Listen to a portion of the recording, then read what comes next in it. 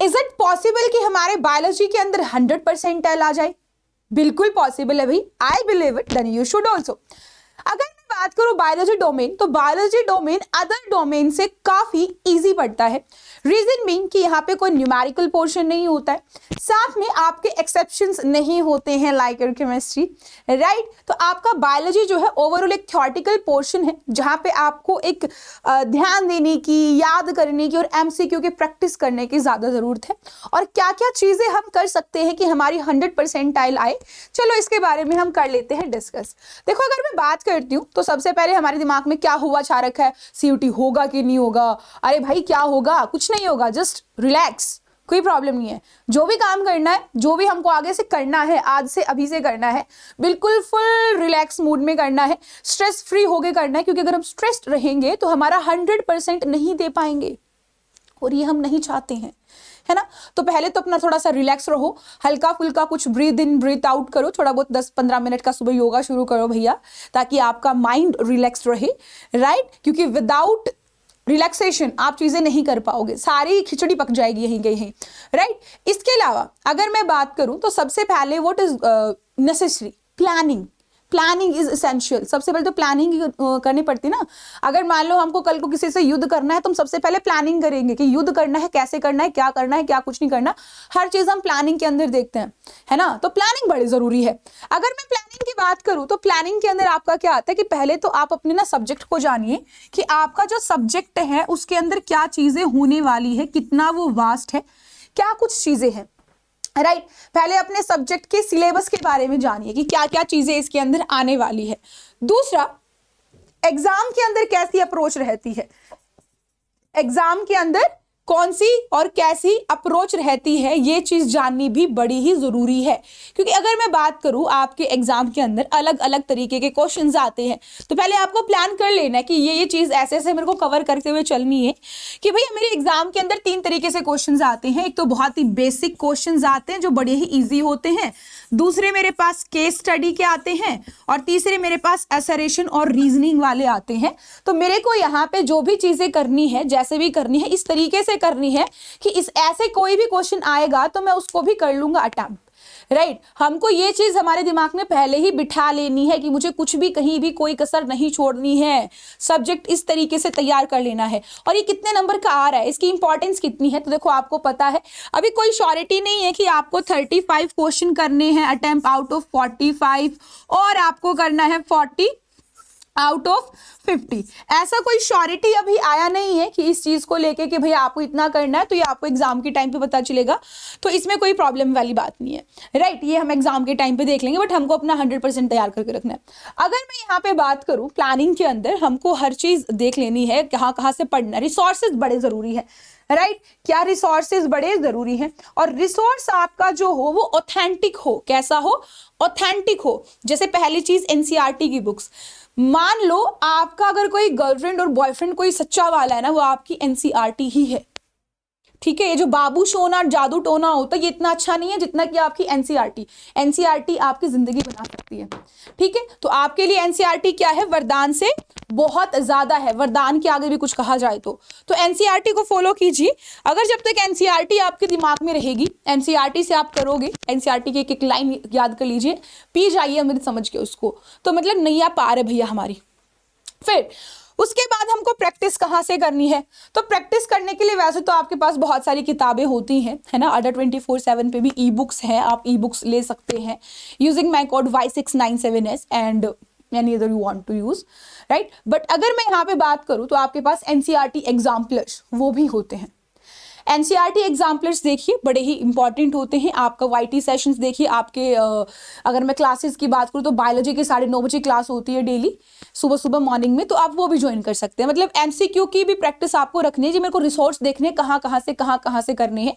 और अगर हमारे बेसिक्स क्लियर नहीं है, हमको नहीं पता है जी कैसे क्या करना है क्या नहीं करना है, तो एक मेंटोर बना लीजिए, शुरू में ही बता रही हूँ, ठीक है। मेंटोर का होना बड़ा जरूरी है, गाइड का होना बड़ा जरूरी है, ताकि वो आपको बता दे बेटा ऐसे नहीं ऐसे करना है, ठीक है। तो आपको जैसे भी करना है, ऑफलाइन ऑनलाइन या यूट्यूब से जैसे भी करना है, एक मेंटोर बन लो, कर लो कि भैया इसी से हमको सारी चीजें करनी है, यही हमारी नैया को पार लगाने वाला है। अब आगे अगर मैं बात करूं तो आपको ये भी होना चाहिए कि हमारे पास जो हमने प्लानिंग की है ना, उस प्लानिंग का एग्जीक्यूशन भी हमको करना है, बट उसका एग्जीक्यूशन हमको किस तरीके से करना है, किस तरीके से करना है, क्या क्या चीजें हमको याद रखनी है। हमारे पास ना एक स्मार्ट गोल होना चाहिए। अब स्मार्ट का मतलब क्या है ये समझिए। स्मार्ट का मतलब है एक होता है स्पेसिफिक। स्पेसिफिक यानी कि हमारी यही चीज, इधर उधर की कोई चीजें नहीं, स्पेसिफिक रहना चाहिए, हमारे गोल्स स्पेसिफाइड होने चाहिए। बच्चे क्या करते हैं, कहते हैं नीट भी ट्राई कर लेता हूँ, सीटी भी ट्राई कर लेता हूँ, देखी जाएगी, है ना, ये एग्जाम भी कर लेता हूँ, वो भी कर लेता हूँ, देखी जाएगी, कहीं तो तुक्का लग ही जाएगा। ना ना ना ना, तुक्के बुक्के नहीं लगते, कंपटीशन बड़ा हाई है, तो बी स्पेसिफाइड, राइट। उसके बाद मेजरेबल। आप कोई भी टारगेट ले रहे हो, कोई भी टारगेट ले रहे हो, आप डिसाइड कर लो कि भैया मेरे को आज इतना ही पढ़ना है। ऐसा नहीं करना है कि आज पढ़ रहे हो तो सारा दिन बायो ही पढ़ रहे हो, बायो ही पढ़ रहे हो, कल पूरा दिन फिजिक्स ही पढ़ रहे हो, पूरा दिन केमिस्ट्री ही पढ़ रहे हो। नहीं, ऐसा नहीं करना है। जो भी करना है मेजरेबल करना है, कैलकुलेटिव करना है। जी मेरे को 1 घंटा इस चीज को देना है, 1 घंटा इसको, 1 घंटा इसको, 1 घंटा इसको, 1 घंटा इसको, ठीक है, मेजरेबल होना चाहिए। फिर जो भी आप चीज कर रहे हो, जो भी आपने प्लान किया था, वो अचीवेबल भी होना चाहिए। ऐसा नहीं हवा के अंदर महल बना दिए, वो नहीं करना है, ठीक है, फिर वो बाद में पूरे होंगे नहीं और हमको हर्ट होता है, राइट। तो हमको ये कैसा चाहिए भैया, एक अचीवेबल चीजें भी चाहिए, अचीवेबल भी हो, देन रेलेवेंट टाइम बाउंड, कि जो अचीवेबल है ये आपके एक रेलेवेंट टाइम में हो। ऐसा ना हो अचीवेबल तो है पर अगले सीटी एग्जाम तक, ये जो सीटी एग्जाम है इसी से पहले वो सारी चीजें आपकी हो जानी चाहिए। इन चीजों का हमको क्या रखना है, खास तौर से ध्यान रखना है। अगर मैं यहाँ पे बात करूं तो एग्जीक्यूशन होल्स देखी, तो हमने जो गोल्स बनाए हैं उसको एग्जीक्यूट कर देना है without having any kind of hesitation और डाउट इन योरसेल्फ, राइट। ऐसा नहीं कि मैं पता नहीं कर पाऊंगा कि नहीं कर पाऊंगा। शुरू में ही कहा था स्ट्रेस से दूर रहना है, हल्का सा ट्राई करना है, वैसे तो नॉर्मल है, आ जाता है, बट फिर भी try to relax yourself, right. वो चीज बहुत आपको हेल्प आउट करेगी। देन सेल्फ मैनेजमेंट, मतलब बच्चे क्या करते हैं सेल्फ मैनेजमेंट और टाइम मैनेजमेंट के बीच में वो भूल जाते हैं, या तो वो इतना भूल जाते हैं, निकाला फोन, अरे एक रील, चलो एक और देख लेता हूँ, एक और देख लेता हूँ, एक और देख लेता हूँ, पबजी, चलो एक मैच और, एक आखिरी मैच और, ऐसे करने लग जाएंगे। ये गड़बड़ वाली बात है, टाइम मैनेजमेंट सीखना चाहिए। साथ में सेल्फ मैनेजमेंट, आप वो टाइम को मत वेस्ट करो, अपना काम लेके आओ। सेल्फ मैनेजमेंट, इतना पढ़ेंगे लास्ट में तो अपनी तबियत खराब कर लेते हैं, ऐसा भी नहीं करना है। फिर नींद नहीं आ रही है, इंसोम्निया हो गया उनको, उनका बिल्कुल स्लीप साइकिल बिगड़ गया है, वो चीज भी नहीं करनी है।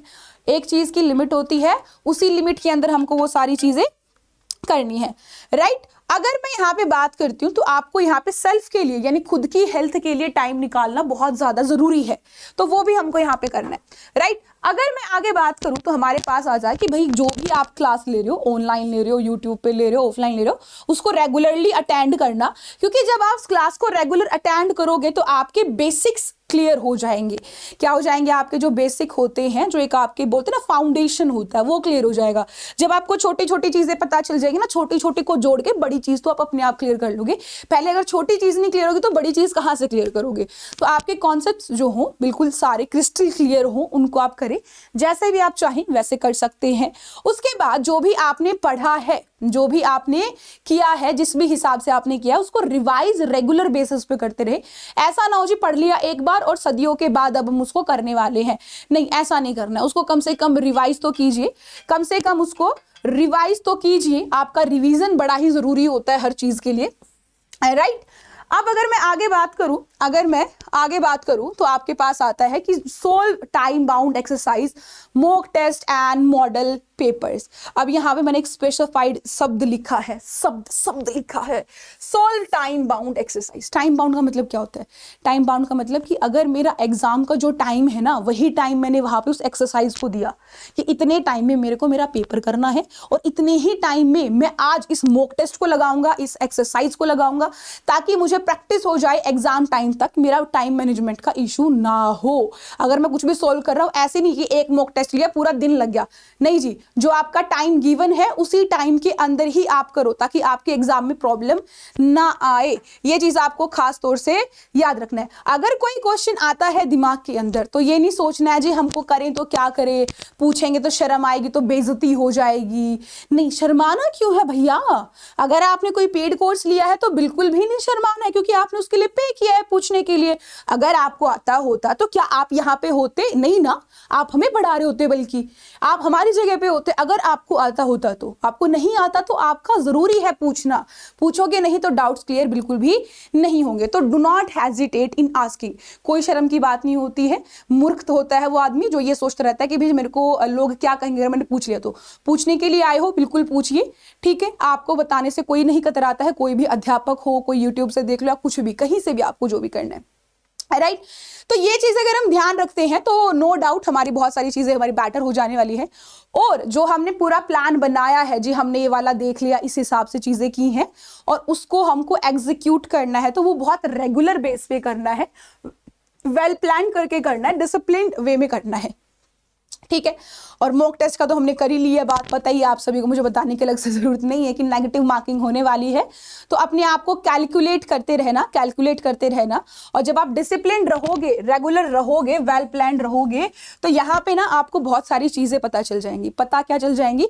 आपके अंदर क्या क्या कमियां हैं, क्या क्या लैक कर रहा है हमारे अंदर, कहाँ कहाँ हमको प्रॉब्लम आ रही है, हर वो चीज हमको यहाँ पे पता चल जाएगी।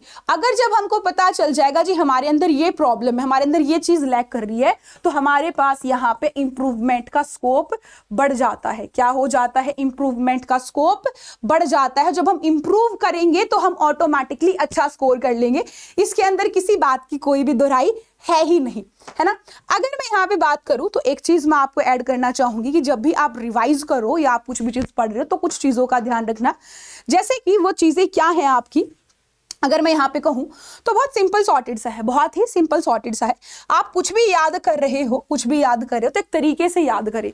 तरीका क्या लगाना है? देखो बहुत सिंपल सा है। मान लो ये मेरा एक पेज है, इस पेज का इतना वाला हिस्सा मैं खाली छोड़ दूंगी, इस पे मैं कुछ भी नहीं लिखूंगी, और ये वाला हिस्सा है ये भी मैं खाली छोड़ दूंगी, क्योंकि कई बार होता है कुछ वर्ड्स होते हैं इसका मीनिंग या कुछ लिखना होता है तो हम इस वाले स्पेस में लिख लेते हैं। प्लस यहाँ पे मैं थोड़ा सा, ये रिवीजन की बात है, ये आपकी इंप्रूवमेंट की बात है। जब आपको पता चल जाएगा ना कि मुझे इंप्रूव करना है, तो यहाँ तो आपको वो आता होगा सब कुछ जो आपको ऑलरेडी आता है, आपको पता है, ऑलरेडी आपको नोन है, ये चीजें आप यहाँ पे लिख लोगे। आप यहाँ पे वो लिखना जो आपको नहीं आ रहा है, जो आपका लैक कर रहा है, बार बार जो आपका क्या कर रहा है, लैक कर रहा है। और यहाँ पे वो चीजें लिखो जो आप यहाँ पे कर तो रहे हो नॉन के अंदर, आपको आता है तो थोड़ा बहुत, बट फिर भी थोड़ा बहुत आपका क्या हो सकता है, इंप्रूव किया जा सकता है, ठीक है। ऐसे ऐसे छोटे छोटे चार्ट्स बनाओ, अपना कोई भी चैप्टर लो, उसका रिवीजन करोगे, रेगुलर रहोगे तो चीजों का पता चलेगा तो आप अपने आप को कैलकुलेट कर पाओगे, इवेलुएट कर पाओगे, जी मेरे को इतना आता है, इतना नहीं आता है, बिल्कुल भी समझ ही नहीं आ रहा, ये समझना है, और ये मेरे को हल्का सा इंप्रूव करने की जरूरत है। अगर आप बाउंडेड रहते हो एक पर्टिकुलर चीज पे तो आपका बिल्कुल सिलेक्शन होगा। देखो अगर रस्सी कितनी नाजुक होती है, वो भी पत्थर पे लगातार आती जाती रहती है, वो भी अपना निशान छोड़ देते हैं, और हम तो बहुत दमदार हैं, है ना।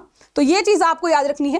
अगर आपको ये है कि हाँ जी हमको अड्डा के साथ ही करना है, आप लोगों के साथ ही करना है, तो यू कैन एनरोल फॉर महापैक्स। अब आपको ये महापैक मिलेंगे कैसे, क्या मिलेगा, इसके बारे में जरा सा बता दें, क्योंकि मेरे सेशंस के बीच में बहुत बच्चे, जैसे 9:30 बजे वाला जो सेशन होता है वहां पे मतलब बहुत सारे बच्चे बीच में मैसेज करते रहेंगे, मैम बता दो, तो मैं आज बता रही हूँ यहाँ पे ताकि सभी को पता चल जाए, राइट। देखो अगर मैं बात करूँ तो आपको जाना है कहाँ पे, या तो आप प्ले स्टोर पे जाओ, ऐप को इंस्टॉल करो, वहां पे कुछ कॉइन्स भी मिलते हैं, उसको आप एक्स्ट्रा डिस्काउंट के रूप में ले पाओगे। या फिर आपको इच्छा नहीं है तो आप गूगल पे जाइए, गूगल पे जाओगे तो अड्डा 24/7 डालिएगा, यहाँ पे सबसे पहले आपका जो ऑप्शन आएगा इंडियाज लार्जेस्ट वर्नाकुलर प्लेटफॉर्म करके, इस पे आप टैप कीजिएगा। यहाँ से ऑल कोर्सेज में जाइएगा, ऑल कोर्सेज के बाद अंडर ग्रेजुएट एंट्रेंस एग्जाम्स में, क्योंकि हमारा अंडर ग्रेजुएट है, यूजी है, देन हमारा यहाँ पे बेटा क्या है, सीयूईटी है। सीयूईटी की अगर मैं बात करूँ, देखो मैं आपको महापैक के लिए सजेस्ट करूंगी, साइंस वाले पोर्शन में महापैक के पीछे रीजन है।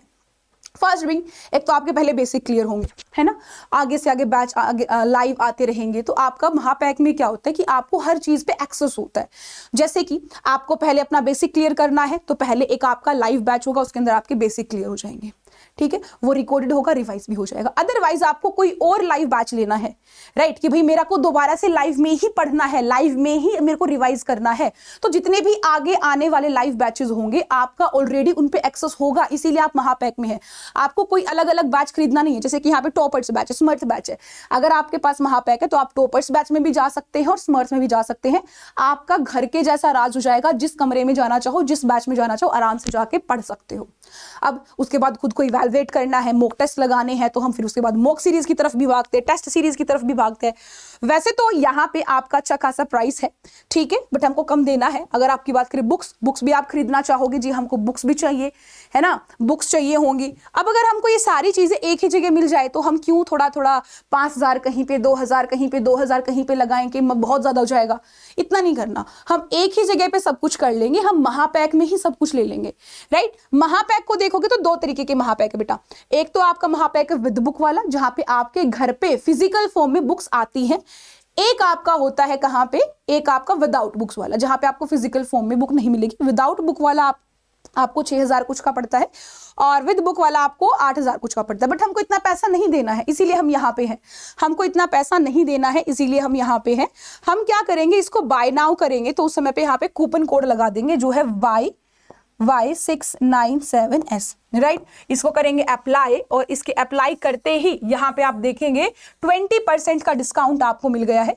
कितना परसेंट डिस्काउंट मिल गया है आपको? 20% का डिस्काउंट आपको मिल गया है, और ये 20% आपके लिए शानदार होने वाला है, राइट। अब देखो कुछ क्या होगा, कुछ हमारे पास ये क्या हो गया, एक सेकंड जरा, हाँ